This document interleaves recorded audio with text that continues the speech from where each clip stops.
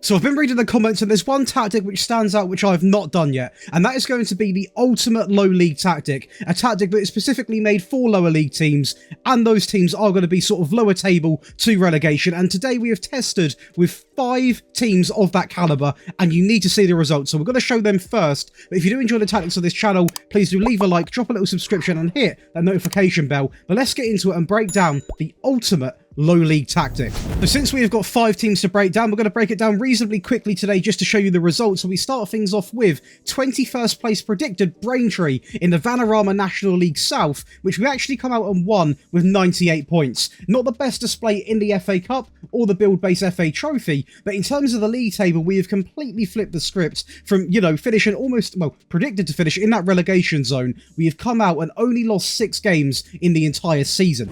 Over to another team that are predicted to finish 21st in the Vanarama National League North, that is going to be Tamworth, and we have come out and won the division, won 29, drew 12 and lost 5. Yes, I'm going to be honest with you guys, this tactic is not going to play the most elegant football ever, and you are going to draw the odd game here and there, but it does get you results, and more importantly, does overperform massively. This is a tactic you can use in any division if you are a sort of lower favoured team, that's a more polite way of putting it, in the Premier League or specifically in these low divisions. What a season with Tamworth.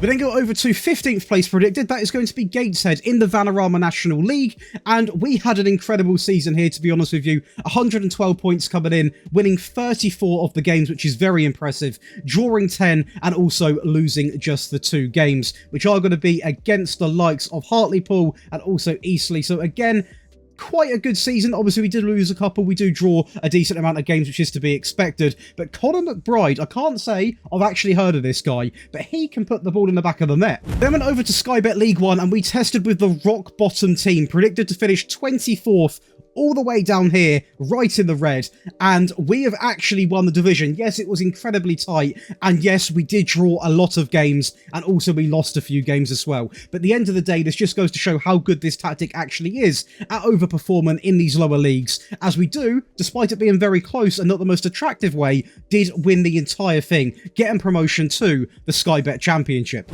And lastly, another rock bottom team, that is going to be Crawley Town over in Sky Bet League 2, and we have come out and won the division as well, over MK Dons, over Stockport County, played 46, won 29, drew 9 and lost 8, so a few less on the draws there, definitely. 96 points, a very convincing season. Tom Telford coming in with an incredible season with 26 goals. To be fair, out of these 5 tests, I don't really think there's been one which has let us down. So that's enough waffling. Let's go ahead and break down the low league machine. It's a great name for a tactic, it really is. Worth a like, I think. But let's go ahead and talk about it. So it is going to be a diamond sort of based formation. We're going to kick things off with the sweeper keeper, who is going to be on support simply on the default instructions. Now, the reason why I've not gone for a default keeper is because I still think, even though you're making a team or a team that is made for sort of a lower league side, maybe a bit of an underdog in that division, you don't want to be all negative, all long ball, because what happens is you give away possession and you just have flawless waves and waves of attack against you, which is not what you want. So a little bit of composure at the back is sometimes a really good thing to have in these teams. The wing back on the right is simply going to be on support, on cross aim centre. The default instructions also are really key in this, running wide and getting further forwards. Obviously, they play a crucial role in providing some width in this team. Next to him, we have a ball-playing defender, simply on the default instructions. And next to him again, that is going to be a ball-playing defender on defend. Now, very quickly, I will say with these positions, I know in some low leagues, you simply can't have players that can play ball-playing defender. So if you can't, you can use central defenders, but if you can, at least have one ball-playing defender in there, just so we can stick to that sort of style of still having a little bit of confidence playing out from the back, just so we're not constantly hitting and hoping the ball up the field. Next to him, we have a wing-back on support, exactly the same as the player on the right-hand side here, and the reason why these are so basic is because when you are playing in low leagues, you want to keep things relatively simple. You don't really want players having tons of instructions, you want to try and save a little bit on the stamina as well, so just that one additional instruction on aiming the crosses at the centre is all we need for the fullbacks. Going over to the midfield, this is going to be this lovely sort of 4 here. This is going to be the diamond. The deep lying playmaker on support is the best option for you. It really is. And he's going to be simply told to be on tackle harder. Now, I went with a more sort of supportive approach in the midfield instead of having one defensive, then maybe a couple attacking, because the supportive role is a really good role for midfield players. They do both. They make progressive passes, but also they do defend really well as well. And obviously that is something we are going to be needing in these lower leagues where, let's just face it, the players' stamina isn't the best. There's a ton of games to play. Everyone needs to chip in and put in a real shift. Next to him, we have a box-to-box simply on the default instructions. I will say again, there are going to be a couple players like this that are simply going to be on the default because I don't want them to do anything else. They do their job really well, and as the results show, it's clearly working. Now, I'll leave it up to you if you think, oh, do you know what, you're wrong, I want to add this, I want to add that. That could be the case, and you know, this is why tactics are always so important for you guys, because you can always, I actually recommend add and twist to your tactics sometimes to suit the type of players that you have in your save. Next to him, we have a central midfield player on support, probably the most influential because he definitely has the most work to do. He's going to be on dribble more, run wide, and move into channels. So a few more instructions on this player because this is the most sort of attacker midfield player in this 3 here, eliminating the advanced playmaker. So he's got a lot to do. He is going to get further forwards. He is going to run wide. He is going to be moving into all sort of pockets of space, moving into channels, and just being a real danger man. Just ahead of them, we're going to have an advanced playmaker on attack, on roam from position, and move into channels. Your average advanced playmaker, really, a playmaker that is going to be there simply to cause loads of disruption, get in really awkward pockets of space, drag defenders out, and make it easier for these front 2, which is going to consist of an advanced forward on shoot more often, on attack, nearly stumbled, and next to him an advanced forward simply on attack. Now, I did trial deep line forwards, I trialed loads of stuff, and you are going to see them come in the defensive variant, but for a default variant, this works the best, having 2 advanced forwards who naturally get in behind. It is really goals galore. So the tactical style is actually going to be based off the fluid counter-attack on an attacking mentality, but in possession, we're going to have the attack and width set to wide, very important. We want lots of width in this very narrow system. Pass into space because, again, it's great for finding those runs in behind from the advanced forwards, and it's just a really good way of playing. We're going to opt for a shorter passing directness, a slightly higher tempo. If your players are struggling, make sure you have the correct training in place. If that isn't working either, you can narrow this down by 1. In terms of the final third, we're going to have mixed crosses, hit early crosses.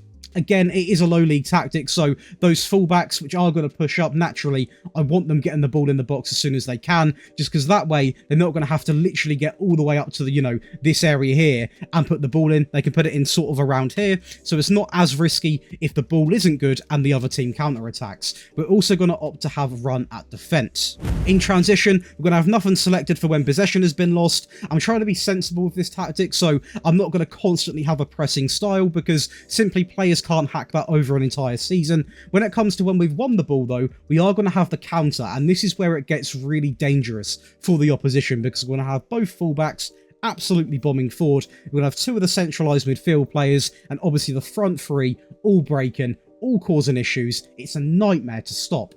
Distribute to the centre-backs is going to be a key thing in this because although we might not be a tiki-taka team, it is still important that we are trying to play out from the back just so we're not wasteful and losing the ball. And to do that, we're going to take short goal kicks. In terms of the out of possession tab, guys, we actually have the high pressure line of engagement, the standard defensive line more often, and also get stuck in. It's got us some data hub results like this, which is really a perfect mixture. We were scoring close to 2 goals a game, which is very good for a lower league team, which especially are sort of a relegation team in that league. But this is why 0.65. Now, I did try and utilize a lower line. We were ended up conceding a little less, but we were failing to score in majority of the games. I did try a higher line. That was a complete write-off. So the standard line is absolutely perfect for this because you get way under a goal a game and you score close, if not 2 goals a game. Just to quickly show you some goals, this is going to be a 4-0 win over Taunton, obviously in the division. You can see it's actually quite a good bit of play there, to be fair. Probably not what you were expected in terms of it just being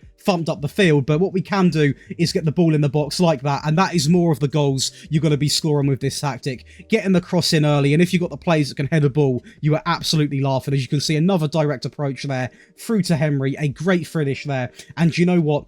We were absolutely ruthless against this team. A great touch there, great bit of play, out wide, back inside, great bit of play, dominance. Of course, we have got 2 other variants to go through, and they're going to be very different, so do stick around for that. I do want to quickly thank all of the wonderful names coming down the screen right now. These are going to be new or existing Patreon members. Patreon is a great way to support me personally as a creator. It means the world to me, and also you get some fantastic perks, including access to all 3 of these wonderful files in one simple download. You get priority in your tactic and rebuild requests. Also, you get early video and tactic release. What is not to love? Loads of stuff going on, including giveaways as well. Do check it out. The link is going to be in the description. But let's go ahead and talk about these 2 very different variants. So since this is not based around a manager, I could sort of do what I wanted in terms of making it a lot more attacking, and that is exactly what I've done. And the formation is going to change quite a bit, as you can see. So we sort of go for a 4-1-2-1-2 is what I would describe it as, or a 4-4-2 wide, depending on how you want to word things. The back 4 is going to remain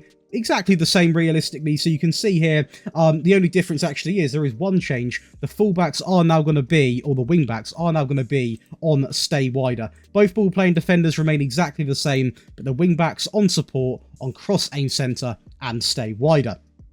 The deep line playmaker remains in that position because he plays a crucial role in this team. On support, simply on tackle harder. We then opt for 2 inverted wingers, both on the default instructions, and this is basically because it is a bit more attacking, and also we can hit them with a little bit of wide play, which is obviously a bit of wing play, not wide play, something which just changes the way you're playing. Yes, I know this is a very attacking tactic, hence why I would recommend you only switch to this if you are desperate for a goal, or you're going in against a team which is just absolutely abysmal and you're dominating the division, because this is very attacking, but it will get you that goal if you are failing to score or you're a goal behind, because it is simply so attacking from all areas of the field. Advanced playmaker remains the same, roam from position and also move into channels, and the advanced forwards both now are going to be on shoot more often. And what is great about this tactic is it's going to give you 2 advanced forwards that are going to be pummeling shots at the goal. You're going to have 2 inverted wingers which are going to naturally sort of run up here and cut inside.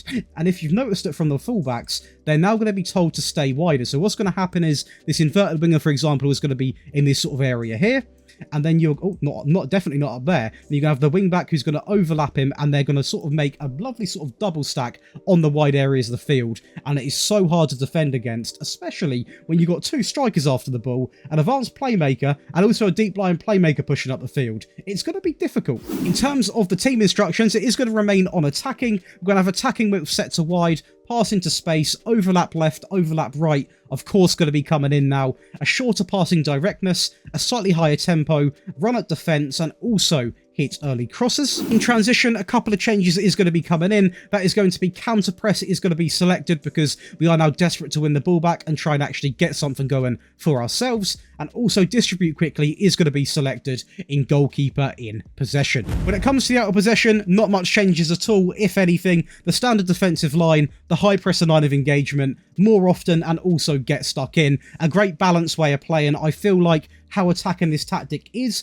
if you have the higher line, it would basically be you'd just be opening yourself up to conceding for fun, so make sure you don't go above that standard line. And now to completely flip the script, we're going to have the defensive variant, which is going to look very negative, and it is set up to defend, and yeah, it definitely does that. As you can see, it is going to be a 4-4-2 practically, your average low league formation. We're going to start things off with the fullbacks, which now are going to be on support, simply on cross aim centre. They're not going to get further forwards, they're simply going to be nice restricted fullbacks. Both ball playing defenders remain exactly the same, and the fullback on the left is told to do exactly the same as on the right, because at this point I don't want the fullbacks to get forward and attack. This is a tactic to deploy if you're defending a game out, or possibly you're trying to go into a game against a really top team and you're trying to sort of just get a feel for the game. But I will warn you, this is not set up to score lots of goals, this tactic, this variant, I will say. This is simply to defend a lead, and it does a very good job. Moving up the field, we've got a DM on defend, on tackle harder and mark tighter. And if that's not going to secure the back four, we also have a ball-winning midfield player simply on support, which is going to tell him to tackle harder. We remain with a little bit of a wide sort of style here, because essentially these wingers can also act like a double stack of fullbacks at some stages of the game. We're going to have a winger on support, on cross aim centre, and also exactly the same on the right. Now, moving up the field, this is where I trialled the target forward, and it worked really well in this style because we are a little bit more direct in this approach. So having a player that can knock it down, can touch it down, hold on to the ball, maybe get a foul here and there, it does work really well. So a target target forward, on support, on hold position, and to finish it off, that advanced forward, on attack, on shoot more often, which I will stress is still needed in this defensive variant because we want one player having a crack at goal, and who's better than your advanced forward. Over to the team instructions, it's going to drop all the way back to a balanced mentality. We're going to have the attack and width still on wide. We're going to have pass into space selected. Now this is where the real change comes in. We're going to lower the tempo to standard. The passing directness is also going to be to standard, which means it is going to be a lot more direct, and that's exactly what I want to be doing with this style. I don't really want them, you know, pressing too much. I want them to sort of drop off, try and win the ball back, and when they get it, if there is a run in behind, hit the long ball. We're going to have still hitting early crosses into the box because that is still going to be a very crucial part of this system, especially considering now we're not trying to overcommit, so just get the ball in as quickly as you can, basically. Play for set pieces is a real good way of time wasting, hence why it links in really well with the time wasting set to frequently. In transition, there's going to be hardly anything selected now, as we're not going to have anything for when we have lost it. We're not going to have anything for when we have won it, because I don't really want to hold the shape because it's already quite negative. I want the players to have a little bit of a license to roam about. I don't want to hit on the counter because then our counter could turn into a counter for them.